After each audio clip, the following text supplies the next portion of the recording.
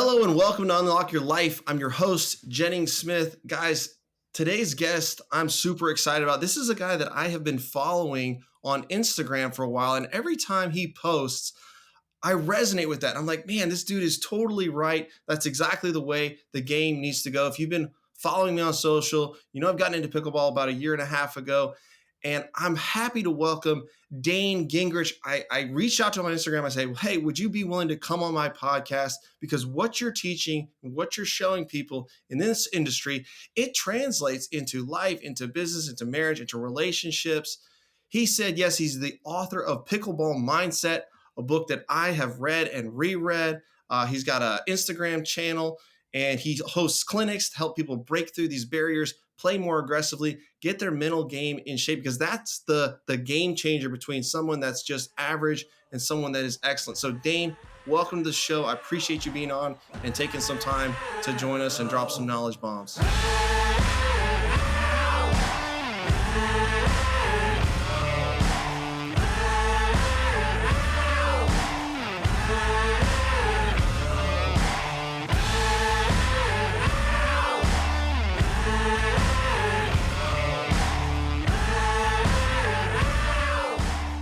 Of course, man. I appreciate the intro, and thanks for reaching out. This was an easy yes, right? This was an easy yes, watching what you're doing and how you're adding value to your community and how you're interested, and not just the physical piece of what we're doing, whether we're talking pickleball or business or, like you said, relationships. Like, there's this mental component, this mental game, emotional game component that is really the differentiator no matter what we're talking about. And I know it fascinates you as much as it fascinates me beyond. Like, I lose sleep thinking about it, right? So, and I really appreciate you having me on, man. Well, and this is the first time I'm talking about this publicly, because I was down in Florida. I was playing in the U.S. Open. I was posting some stories, and I got invited to play in the men's 4-5 to 5-0. I was excited about the tournament until the tournament actually started, and I got my ass totally kicked. I thought I was prepared. I had read the books. I had drilled for weeks on end. All of that, crumbled in my hands, and I performed really, really poorly. To be honest, I lost 11-7, 11-1. I went to the bronze bracket and promptly lost 15-7. So I do kind of feel like I let myself down there because, I wanted to at least play to my ability, which I didn't. But hey, I wanted to do something hard, get out of my comfort zone, because I know that unless you're willing to do something poorly, you're never going to be able to do it better. But I did want to kind of talk to you about, like, why did I suck so bad? Listen, man, like we want to get into the gym and we want to get in better shape. We want to get ripped up or bulked out, right? We can't just read about push-ups, right? As we hear all the time, right? I think Gary Vee talks about ad nauseum. Like, you got to do push-ups. Like, you can't just want to be at the U.S. Open. It's amazing that you went from, like, I want to do something difficult, probably above your current skill set. I want to get super uncomfortable, in which you did, right? But, like, you got to just put in those tournament reps. So, like, we always talk about, there's no way to be better in those tournament moments, in whatever stressful moment that we're in, without putting yourself constantly in those stressful moments. And I think, like, one of the big factors in why most people actually, like the vast majority, don't make it in whatever field that they're striving for is because their tolerance for discomfort is like at a level 3 when it needs to be like a level 10.5, right? And then the level of, like, the ability to stay in that moment as long as it takes before you break through to that next level. And so it's not that you sucked; you just simply just didn't have enough reps. Like, if I was in your world, for example, right, and you said, "Hey, man, I need you to call this investor, and I need you to ask for 10 mil. Like, I just need you to figure it out." Like, would you send me on that call? Would you send me on that call, or would you make me do 15 years of freaking hardcore reps before you even allowed me to sniff that phone call? There's nothing different from your world, the pickleball world, basketball world, the entrepreneurial world, right? Like, we've got to keep putting in those stressful reps too, like, not the comfy reps, like the stressful reps where we're constantly getting punched in the mouth, right? And I just don't think people want to get punched long enough. I have this program. It's called the Deal Room, where we're helping people go from single family into bigger deals. And one of the components of bigger deals is bigger down payments, right? You need 500 grand, $1 million or more. And I always ask people, like, are they willing to raise capital? Are they willing to go out there and talk to friends and family and call people and tell their story and get in front of them? And they're deathly afraid of that. Everyone's like, oh no, I can go out and find a deal. I can put together, I can be boots on the ground. But when it comes to, like, I'm going to make the calls and I'm going to raise this money, everyone's deathly afraid of that. Right. And Yeah. so Go ahead. that's where the money is, right? And Yeah. and you have to be willing to get bad at that so you can get good at that. And don't you think also too, like people are so locked into the short term, right? Like it's so hard to see past today's comfort or the ask of being uncomfortable. It's very difficult to see past what we know, right? We don't know what we don't know, and to put down the 500K or the 100K to have this bigger payout at the end, like that doesn't make sense. Like that's you're asking, like we're asking people, whether it's in your field or it's on the pickle, like the athletic field, like we're asking you to get your ass kicked now and maybe to kind of invest in some pain now to reap the giant reward later. And I just think no matter what we're talking about, I think that's where most people get locked up. They want the fairy dust, the easy button. They want the selfie in front of the Lamborghini that's not theirs, and they don't want to go through the pain to get the thing that they keep talking about that they want. That to me is 100% mental game, emotional game, right? It's not a physical game. Like we talk, and I again, like I know this isn't a pickleball show, right? But it doesn't matter because everybody wants that payout without the work. Like everybody is talking about they want these things, but very few are willing to like actually like have blood dripping down their lip for a year to get it, right? Or to make that risky move, whatever that thing is. I just think that like the mental and emotional game, it's not the physical skill set. You can get, did you go on any YouTube, anything and figure out anything? My sister built an entire freaking business just watching YouTube. Right. And so the information is so easy to attain now. But what you can't grab from YouTube is that inner resilience, that inner thing that's going to differentiate you, from the rest. Exactly. And even just yesterday, I'm on the court playing some rec ball, and we've got a tournament coming up in not this weekend, but next weekend. And all of my colleagues are playing in the 4-0 division, and I've signed up for the 4-5. And they're like, dude, you're going to get your ass kicked. Like, why don't you just Yep. play in the 4-0 with us? I'm like, because I want to be a 5-0. I don't want to be a Yep. 4-0, And Yep. if I don't win gold, I don't care. I need to put myself under pressure, because if I just stay the first tournament I ever did was 3-0. I didn't have a duper. I didn't know and we murdered everybody. And it Right. was, at the end of it, it was kind of hollow. It was like, I really shouldn't have even played in that division. It Right. didn't feel that great, Right. and Right. and when you're growing, like that's where the fun is. It's painful, but that's where the fun eventually is.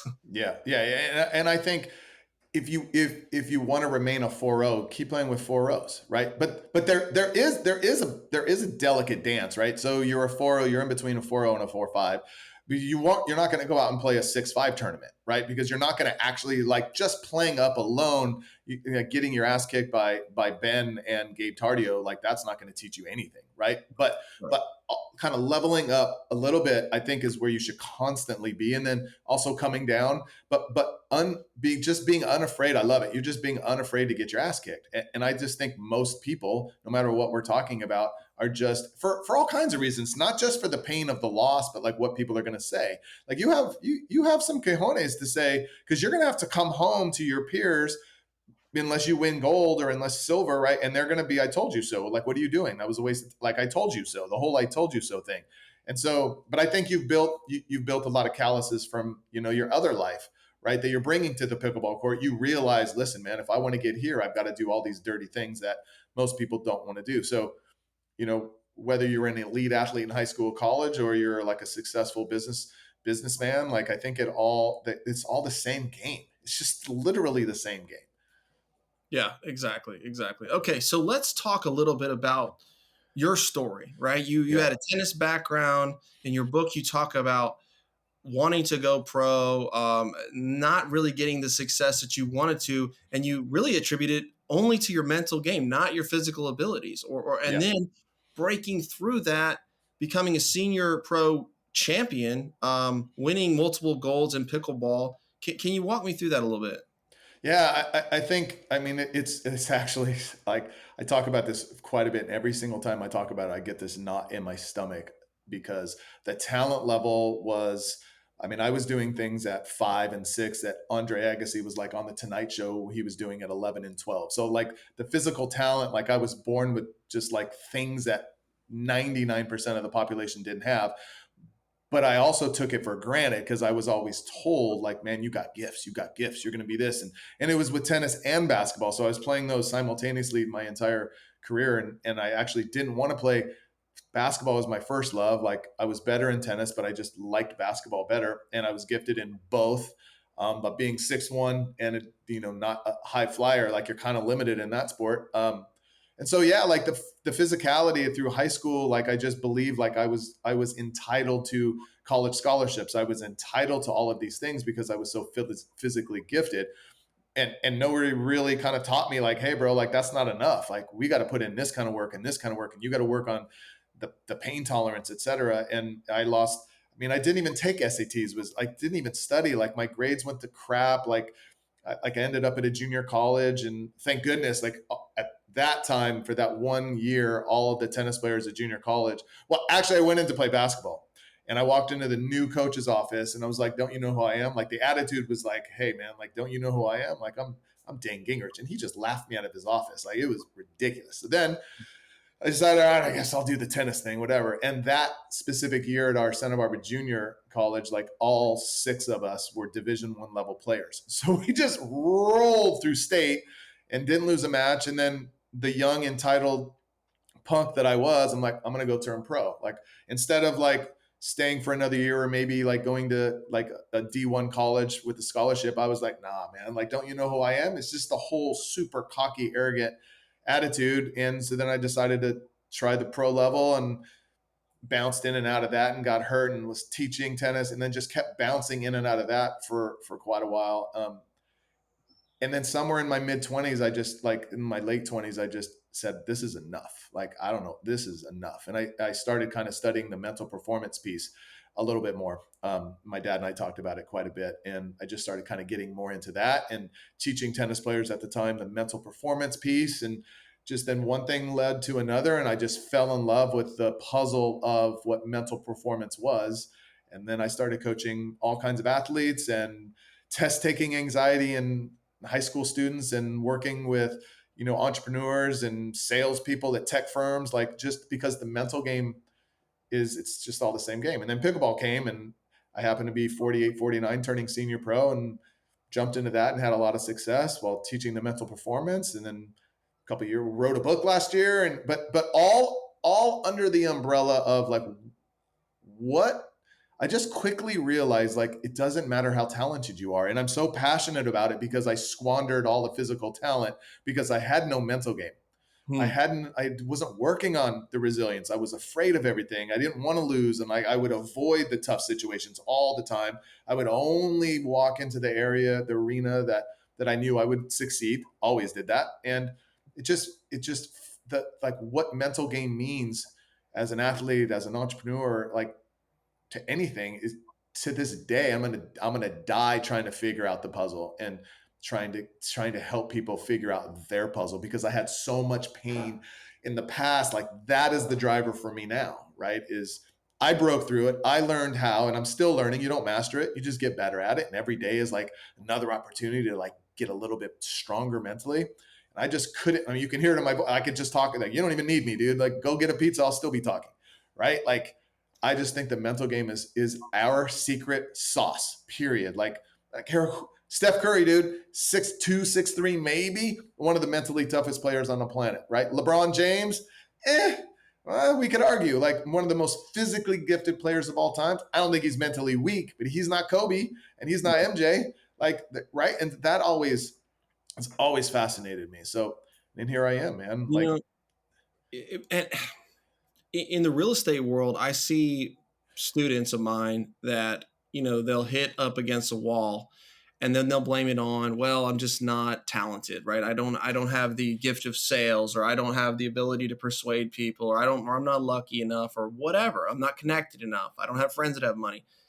And I see the same type of people in the same situations who hit those same roadblocks, and they're like, well, I've got to improve. I've got to read. I've got to learn. I did this wrong. I need to try it again. I mean, dude, we had a guy, he was a truck driver out of Buffalo, New York, with literally no skills, no wealth, um, not a great background, and has completely gone full time into real estate, built a multi million-dollar portfolio, quit his truck driving job, moved to Texas. Like, he's an incredible success story because all it was grit and determination. And he's like, dude, if I have to call 100 people to raise 100 grand, I will. And he did. That's right. That's right. And it was like, I think he called like 114 people before he raised his first like 100,000. Now he's raising millions of dollars, but he was willing to go through that suck and that pain, and not many will. And I don't know that you can teach that. Like, you can inform people, you can give them data, and you can give them examples of, if you do X, you're going to reap the reward of Y, whether it's a year. See, but people want that reward like next week. Like, that's the issue, right? Like, he didn't raise 100 grand in like 4 days, right? Like, and I think that's where people, and I don't know that you can teach it, which is just the most frustrating part, because like here's the secret, bro. Just like, are you willing to suck for a year? Like, are you willing to suck for 2 years? Like, and when 2 years hits, you quit because it took 6 months, you didn't really see a whole lot of reward. And now 2 years later it hits, and you're like, damn it, I could have, like, if I would have just stuck out those 2 years, like, you would have been at another level. Like, and in 2 years, and like in relation to your whole life, is like a minute, right? But I think like that is why it's not handed to us, right? Like the athletic gods or the business gods, like, that's it.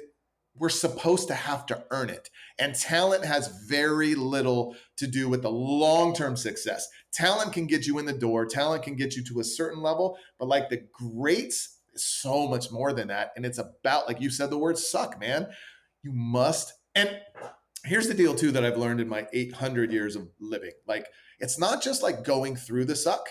It's like actually being excited to suck. Like, that's the crazy shit. Like, that's the crazy part that like the Kobe's have, or the Alex Hermosis have. Like, that's the crazy piece, that you actually get excited. So like, if I was coaching you, you called me after the US Open, and we would talk about, how you didn't show up properly, even though you did show up and you did put yourself at a level that was probably a little bit higher at one of the literally the biggest tournaments of the year. We wouldn't talk about the details of why you didn't play well. We would talk about actually reframing your brain to like, now moving forward, I want you to go back and like get excited for what you did. And then moving forward, get excited to suck. Like, versus, I'm going to go do it because I know it's good for me and I'm going to endure it. But it's way more than enduring it. Can you like be Kobe and like walk up with a torn Achilles and shoot a couple free throws and then not let anybody help you off and be freaking excited to feel that pain? Like, that's the sick level. If you can reframe your brain to get excited, to get punched in the mouth, you literally cannot be stopped. And I don't care what field we're talking about. You cannot be stopped, because you'll go through it for as long as it takes to see the reward, because you will hit the freaking reward. Let me tell you a little interesting story that happened to me just a couple days ago. I got back from the tournament and I wanted to get back out and play. So I got a couple of my friends. We rented a court and I'm playing lights out. Like, I mean, I'm killing everybody. Won every game. Whoever was on my team, they were winning. And right. But I'm thinking, as we're winding down, we got one last game left. I'm thinking, yeah, I'm playing well, but there's no pressure. Like, I'm just here at Pickle Bar and with my buddies and whatever. And so one of my friends, he says, hey, let's put $100 on this game. And he's joking because I've been whooping his butt all day. Yeah. And I'm like, yeah, sure. And he's like, nah. So we start and they play well and they get up 4-0. And I'm like, listen, I'll still take that bet, $100, if you want to take it. And he's like, I'm up 4-0. I was like, yeah, I'll take it.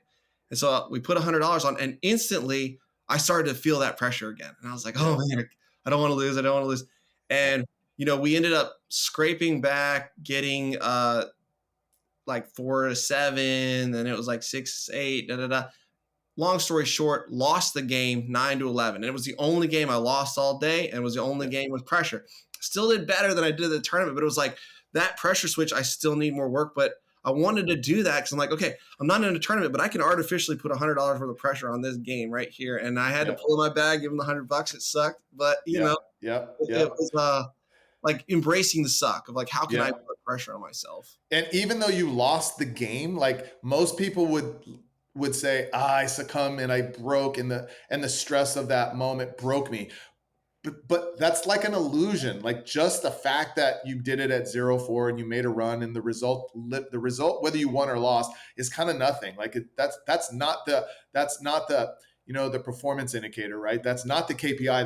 That's like the KPI is the fact that you went through it. The KPI is like you were willing to throw 100 down 0-4, like the end. Like the second you took that bet, the second you offered it, you've improved. The score, like I think we just get like, so if you went on a call, right, and you were grinding, you needed to raise 5 mil, 10 mil, whatever, like, and you jumped on the call and you grinded and you worked it and you brought your data and you brought your confidence, and the company, the person, whatever, said, nah, sorry, this, it's not going to work. You hang up the phone, or you, whatever the thing is, and like most people would deem that as a failure, and I'm just saying that's the callus you need. Like you need more of those calluses. So it's the win, right? Like one of my mentors from a long time ago literally has made me believe that there's literally no way to lose. You can't. The only way to lose is to not make that call. Like this, the only way to lose is to not make that bet. The second you make the bet, the second you pick up the phone, the second you get on that on the Zoom, like you've won, right? No matter if you actually win the match, win the tournament, get the loan, get the money, like you've won. And if we can create that mentality again and just rep it and build the calluses and like really lean into you can't lose, you literally, even though the scoreboard says you got the L internally, you there's nobody that can beat you. And that's how the Tom Brady's are born. That's how Well, the Kobe's are born. you talk about that in your book. You say that the desire to win is not enough, and the desire to win will fail you. And I think about that with dude, rejection hurts. I don't care how thick that callus is. It still Yeah. sucks to have somebody say no to you. It still sucks to lose a tournament that you wanted to win. And I don't know that that's ever going to go away. And if that's what you're pinning your worth on, is like that I'm a winner, I win every game that I step on the court, or nobody says no to me, I raise deals, I close deals, I never fail. Like if that's the end goal, you're gonna burn out, you're gonna flake out. It's like you have. Can you talk about that? Because you wrote the book. Yeah. Like you're not Yeah. using the score as your driving motivation. What are you using? Right. And so you're using the love of the suck. Like you're literally using the butterflies that come from, maybe I get the deal, maybe I don't. Maybe I win the tournament, maybe I don't. Like the goal is the work. The outcome literally is the work. It's not the W or the L. The outcome isn't whether you got the deal or you didn't get the deal.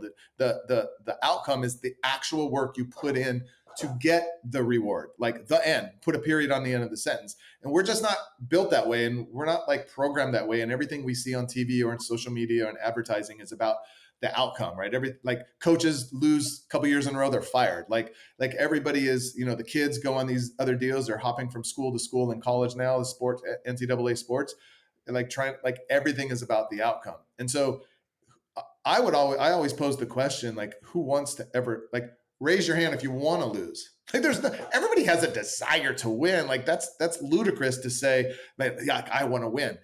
Jennings, I could get you a win every pickleball match. I could get you a win any deal, any like but we're gonna set up the games. I could guarantee you never lose another pickleball match in your life, but you're gonna have to go play the 3-5s, 3-0s.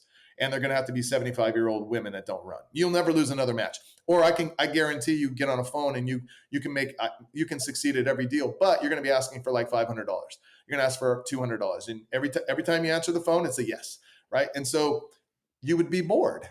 And so, yes, we're like chasing that W, but that's not really what we're doing, right? Yeah, That's not really like if you take true serum, the successful ones, anyways, the ones you don't know about, they are chasing it, they don't get it, the pain's too much, and then you never hear from them again.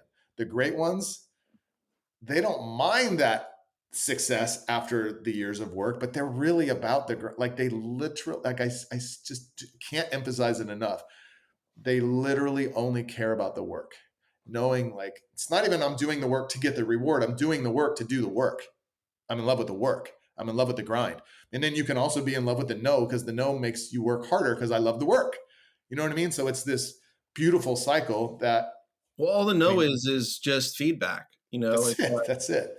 either, I mean, it's sometimes not your fault. Like it just wasn't the right fit for them, or it's not the right Yep. time, or they don't have the resources.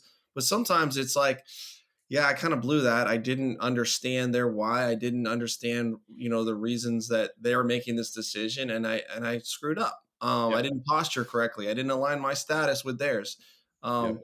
and the same thing with the pickleball. It's like, okay, I played a better player, and this sloppy, backhand that I've been hitting, it didn't work against him. He ate Yep. my lunch. And so I Yep. gotta, there's feedback. But I love the way you said that if the goal is the win, why don't you just play, 75-year-old 3-0s every time, That's it. you know? That's it. That's not the goal. We think it's the goal, but really, like you might like to get those wins, for like a week or two or three, but it would get boring. So like unless you're super weak mentally and you literally only want but we don't care about those people. Like you're not training for those people. You're not helping, the people that come to you that you're helping, adding value to in your community. Those aren't the people that you're really after anyways. You're after the people that want to grind, right? Like the whole like reverse engineering of like how do I want to feel through this process, and how do I in pickleball, how do I want make my partner feel through the process in the business world, how do I want to make the person on the other side, on the other line of this phone call, the Zoom call, how do I want to make that person feel, right? Like that's not a physical skill set. Like that's a mental and emotional game intention. And then that takes away because we need to like eliminating the W and the L is making as our priority is also a skill set, right? And so our brain is if we do nothing, our brain is going to always default to the outcome. Just it's trying to protect us, right? It's trying to like it's not only going to go to the outcome, but it's also going to go to the place of trying to hide us from the pain, right? And so we have to intentionally take it somewhere else and take it to a controllable, right? And there is no better controllable than just the work.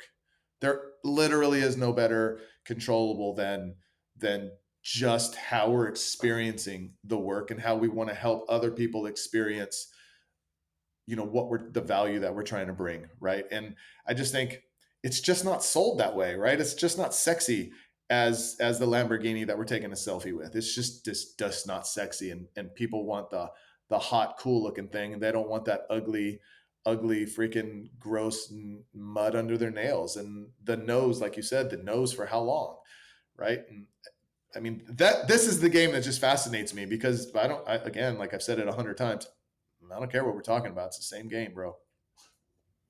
Yeah, the connection broke up there for a second, but it is so painful, right? And like you think about your brain trying to protect, like I can still think about standing there in the dusk at 9 o'clock after losing the elimination match and being like, God, this sucks. Like, I mean, my partner's not happy with me. I let him down, let myself down. Like, this is so painful. I flew Yep. all the way to Florida. I spent 3 days away from my family to do this stupid thing. Like I'm just like Yeah. thinking all these things.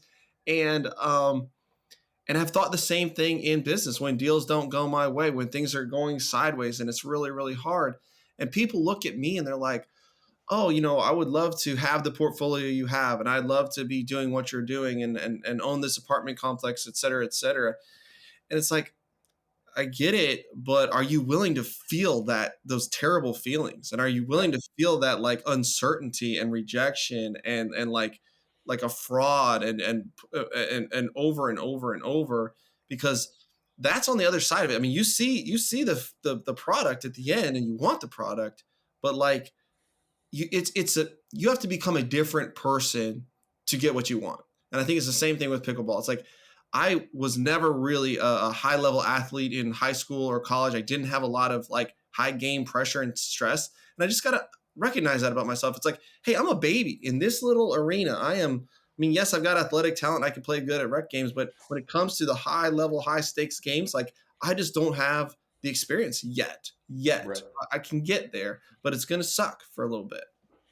I mean, like the old saying goes, right? Everybody wants to be a champion until they see what the champions actually do, right? Like until they like.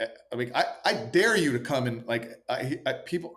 Like one of my biggest pet peeves is like players that are at a certain low level as an amateur, and they're seeing the best players in the world and on TV, and they like that lifestyle. And like, I want to be a pro.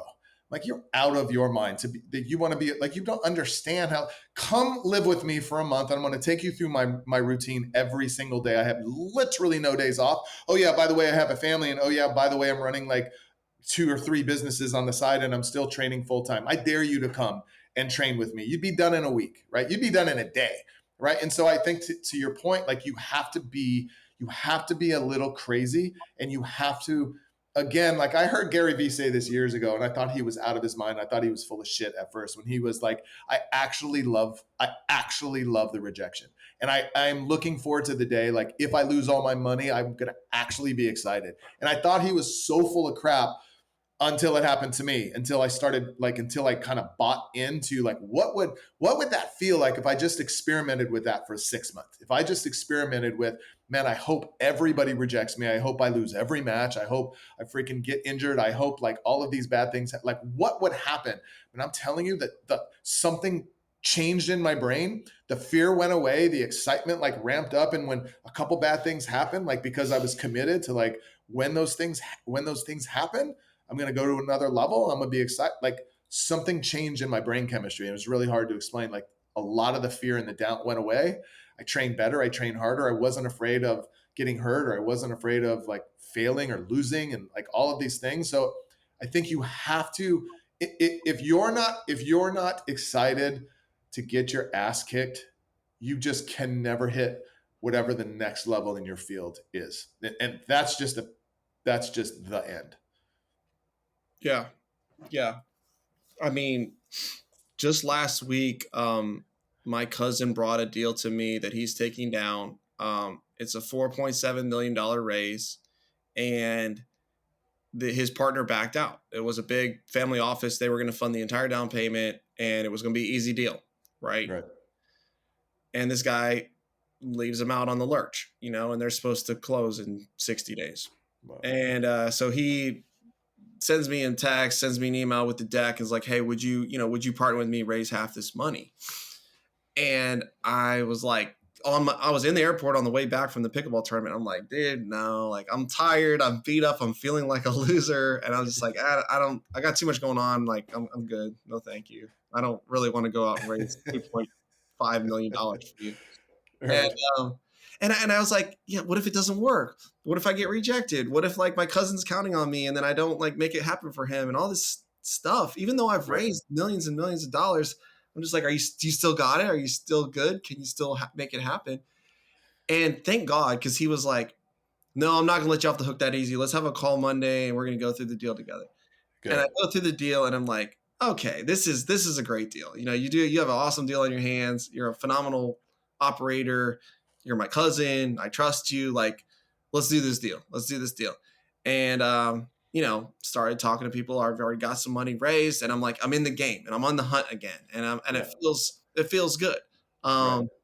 But even years into the game, I still was like, I don't know. I don't know if I want to take on that thing. Do you think your brain though, like, do you think you did that because you instantly went to the outcome and like not the good outcome? Like you went to the, what if I don't make it? Like that's the game. Like that is the skill.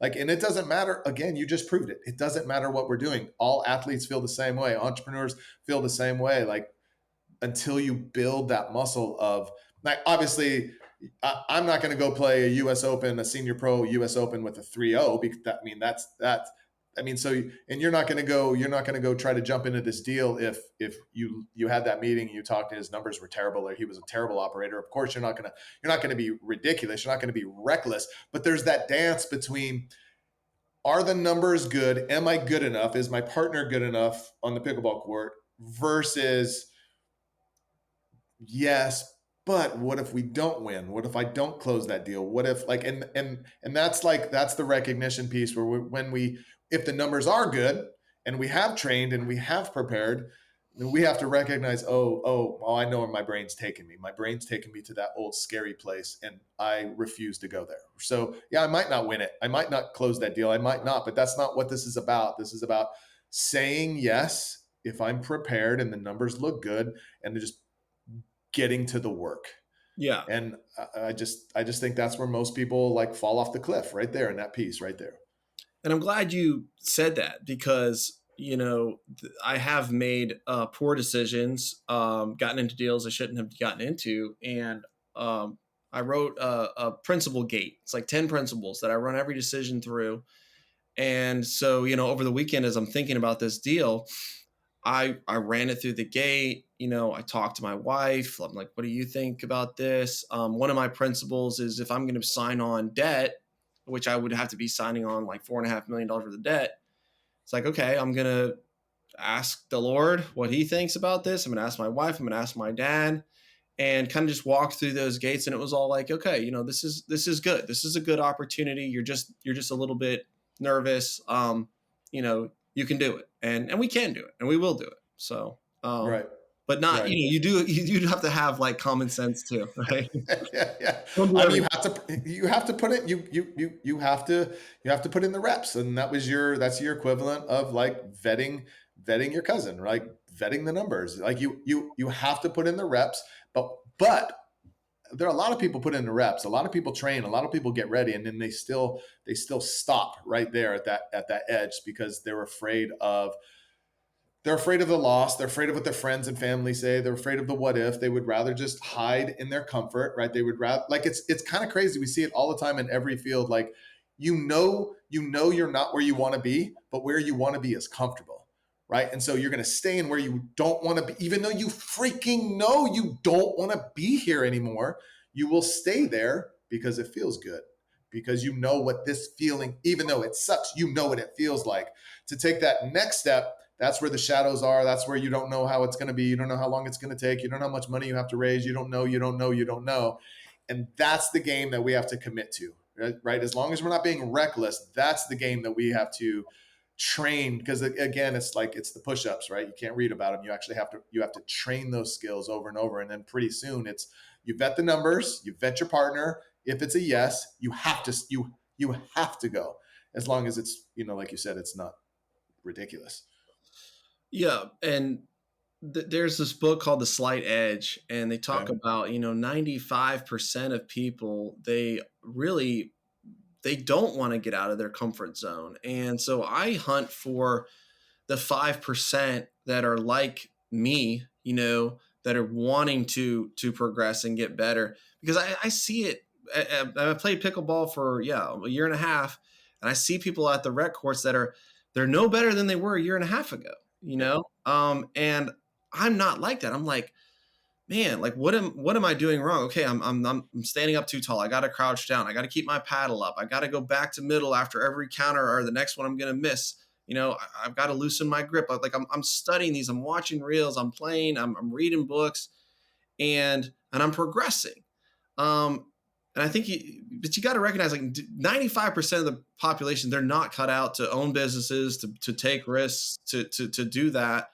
But I think that's why you see a lot of elite athletes translate those skills into business so well, because only 0.001% of people are going to be pro athletes. But that Right. doesn't mean they're not going to be successful in life and what they do, because Right. they've got that grit, that determination. Yep. Yep. I was the mental performance coach for this tech firm, and I worked specifically with um, their new sales kids right out of college, and then eventually it turned into like working with the directors after I kind of proved my worth a little bit. But they had a really interesting policy. They only hired athletes, literally 100%. They only hired athletes, and they didn't have to have any skill in what they were hiring them for, because they knew as an athlete they'd figure it out, and they wouldn't stop until they figured it out. And I think a lot, and I talked to the CEO and the people in this company at the time, and they were saying a lot of companies are doing that, right? They're looking for those athletes out of college, those athletes that have, because what you said, man, like the grit level, the work ethic to be a student athlete is, like you said, like, and in that area, like it's less than 2% of people go from high school to college athletics, right? And it's a big advantage. I gotta brag on my brother-in-law a minute because he was a high school athlete. He walked on to Clemson University, which where I went. He went there.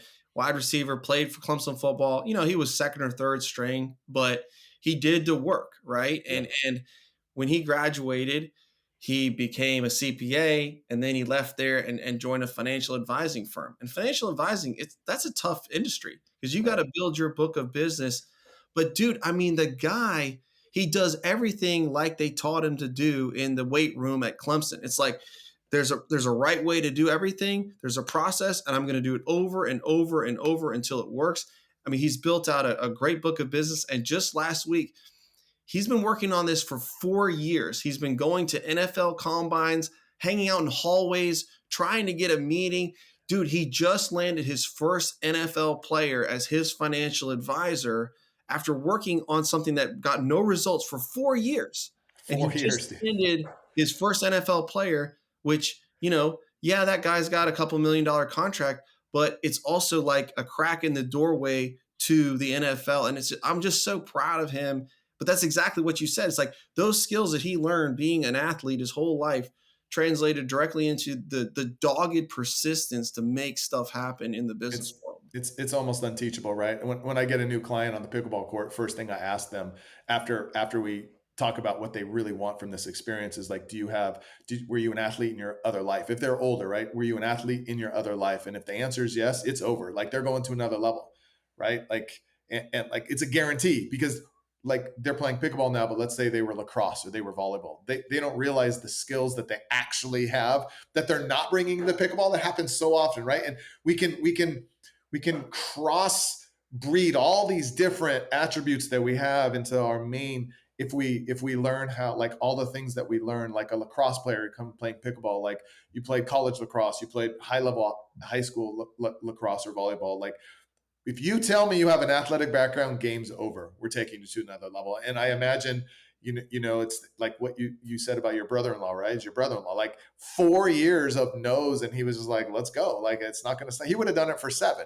He would have done it until he hit it, like because it's kind of how his brain is, how he trained himself. I just think that's now the question I have for you is, and people have like, if they don't have that, can you, and I was just talking, to my business partner, like, can we teach drive? Can we give somebody drive? And I definitely have an opinion on that. Like, what do you believe? If someone comes to you, you're working with people in your community, and they're just not that driven. Can you make them driven? I don't know if this is the right answer, but I'm going to say absolutely not. Yeah. I Yeah. mean, I agree. because I've done it like with working with people one in pickleball, working with people in business and coaching. And it's like, I can't deal with it. I will not deal with it. Yeah. Our program, one of the requirements we have is you either already own rental property or you own a business. If you don't own a business or already own rental property, you're not accepted in the program because I know you might, but you probably don't have that grit and drive of like, I'm going to get out there, I'm going to take risks, I'm going to make it happen. I don't care about dealing with tenants and evictions and toilets, and like it's worth it. And I'm not going to like start complaining about the first little thing that goes wrong because I've run a business. Like if you don't have that, I don't want to mess with you because I hate it. I don't understand you. You don't like, I don't get your point of view. I just get out of my life. Yeah, it's like what Kobe said about lazy people, man. He's like, I don't even want to talk about you. I don't want to, like, you make me lazier. I don't want any lazy people around me. I don't want any people that don't know how to work around me. Like, I would rather have 3 friends that are hard workers than 20 friends that are lazy. Like, and it's really true. I remember Krispy Kreme. I remember in my 20s, I was looking to like buy my own business and doing. Krispy Kreme was franchising. They were like the biggest thing around, but you had to have a million bones right away. And you had to have X amount of entrepreneurial experience right away too, or you're not freaking running one of our stores like that. And I always thought that was so unfair. Don't you know? But like, it's the Who knows? same. Like it's the same thing, right? Like I'm not handing you, I'm not working with you, I'm not spending my time with you, I'm not committing X amount of months and years with you if I know that you're not starting off with that. I will bleed to get the job done. Like, and that's just me in my, and I imagine it's where you are too, right? And it's, I just don't think there's enough time in the day to because everybody, again, Jenny, it comes to like everybody wants to everybody wants to win and to succeed. Everybody wants that thing, but wants don't mean like I don't care what you want. I don't care what you want, right? Like what are you willing to do for what you want? Like how long are you willing to just suck? And then you'll get, well, I'll suck for as long as it takes. All right, well, let's talk to me in a month, right? You're going to suck for like in the month. I'm going to ask you that same question. 2 months, I'm going to ask you the same question. I'm telling you, 98%. We don't even get to 3 months. You know? Well, I mean, knowing who you are and what you want to do. I remember when I played pickleball for 6, 8 months, I actually thought, man, this will be fun to do this year round and da da da. And in listening to you and reading some books and really recognizing the scope of what that would take, I was Yeah. like, I don't want that. Like, that's okay. Like, I'm okay with that. I don't want that. I want to gradually improve, and I'm going to continue to improve. But I'm not going to like make this my life and make the sacrifices necessary to. I mean, I'm 42, so I'd have to be going Right. on to senior pro. But anyways, I'm Yeah. like, I'm okay with that. And I think that that's okay to be honest with yourself. And I think it's like just because you don't want to be this 100 millionaire billionaire entrepreneur, like it's okay, like that's Of it's course. if you're not driven that way or built that way, because you do have to be a little bit whack to do Yeah, it. yeah. And it's totally okay. Like I agree. That doesn't like not wanting those things is fine. That doesn't upset me at all. What upsets me the most is when you say you want those things, don't put in any work to get those things, and then complain about the results you're not getting from the work you're not doing. Like Right. that drives me to all end crazy batshit. Like that I go to a whole nother crazy level. Like you're not allowed to, like you are not allowed to complain about the US Open if you didn't practice, if you didn't train. Now you said you did train and you worked your butt off, and the heat and the stress kind of got you a little bit, but who cares? Like you put in the work, so you're allowed to like complain or ask about, like why this didn't work. But if I ask you, if you're like, I don't know, why did I suck so much? I'm like, well, how much did you train? I just showed up and played. No, like stop. I'm hanging up on you. You're not allowed to complain if you don't put in the work. But you're right, 100%. Like you don't have to be the top 2% of like earners or athletes, or like you can go to your 9 to 5 and like make 40 grand a year and be super happy and go on vacations once. That's amazing. That's nothing wrong with that. But you're not allowed to say, dude, I want these huge things and then complain about the work you're not doing. Right. You're not a why does he have this and I don't? Yeah. It's like you don't know their life. And when you work with the right people on the converse side, it's super fun. I mean, Yeah. there's 300 people in the deal room, and there's about the top 20% are closing literally 100 deals a year, closed by 50 to 60 people, Right. and it's awesome. It's fun. I enjoy. I mean, dude, I'm like calling them up. I'm texting with them. Like, what are you working on? Like, it gives me energy, Right. because I say, okay, like all they need is like a little piece of key information, and then they act on it. It's when I was starting this business, I would just have calls with anybody that wanted to talk to me. My products were free, et cetera, et cetera. They had no skin in the game. And it was just a total time waste. I mean, I'd talk to somebody Yep. for hours, and then they wouldn't do anything. And then they call me back, yeah, I want to get going on that. I'm like, dude, no, Yeah. And I finally started charging for my program, and that eliminated 95% of the crap of the tire Yep. kickers. It's like, you want to do this, is $400 a month, because I need you to show up to these calls. I need it to hurt a little bit Yep. for you to prepare and to put in the work so you can succeed. Like, I Yep. don't necessarily need the money, but without the money, there's no investment. It's not going to Yep. work. Yeah, I think it's such a good concept, right? People running their own business, or coaches trying to find their charge. Like like we rarely value our worth to where it should be. And you said like you will get certain customers based on the price that you value. Now you better bring value, right? Like you can't be charging $1,000 an hour and you have never done X before.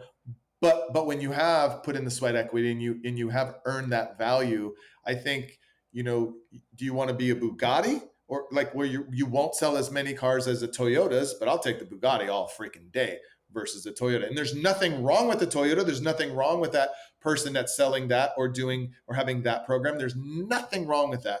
But I just prefer the DNA that I have to have the Bugatti people and have the people that are willing to, like, so I'm not going to have as many as the Toyota. I'm not going to have as many clients as many customers, but the ones that I do have, it's a completely different experience within the time frame of our time together. Yeah, I was in a mentoring group for 3 or 4 years, and it was $35K a year to be in that Right. group, and it was capped at 33 members, and Right. every single guy in that group was a killer, was a multimillionaire, because they could afford to be there, and they were also like they wanted to get their money's worth out. And dude, every year I made 10x the investment off of that just Right. through the relationships and partnerships and the things that I learned, and that was a huge breakthrough to me, because when I joined that group, I think I had like 50 and I gave the Yeah. guy 35. I was going to ask you, was that first time, like, that's Oh the my first time? God. Was that so scary? Like, what if it doesn't pan? What if my ROI doesn't hit? Like, what, like that must have, Your I wife mean, was like, "You did what? You are a freaking idiot." Uh, yeah, yeah, that's but awesome.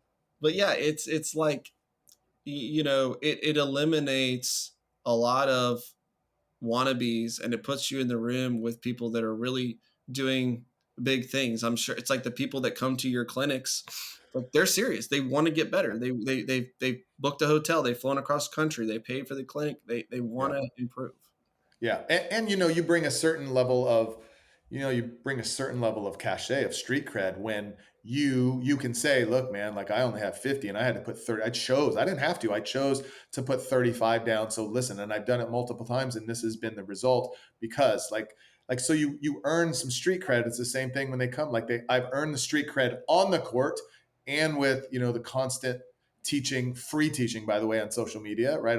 I give them the what and the why, but if you want the how, you got to come to me. Like you got to pay for that, right? And so I think earning that street cred, and like I've always believed, like, because there are so many people now, whether it's pickleball or any other field, where everybody's a freaking expert now. Everybody's a multi-gazillionaire. Everybody's a pro. Everybody's a this, and they haven't done jack, right? Like it's just so easy to say I'm the expert, and when you do a deep dive, like less than 2% of those people actually have. It's like the college professor is teaching freaking entrepreneurship, and he's never owned a business. Like you are out of your mind. You're teaching that class. It makes no sense to me. It's like in the pickleball world too. Like I lose my mind when players call themselves pros. They have never earned a dime, or they're pro coaches, or they're coaching high level and they've never won a tournament or they've never done anything to deserve that title, right? Like it's just, yeah, like it's one of the, it's the thing that just makes my heart go, right? If you've never owned a business, you never teach anybody about how to freaking be an entrepreneur. You're out of your mind, Yeah, right?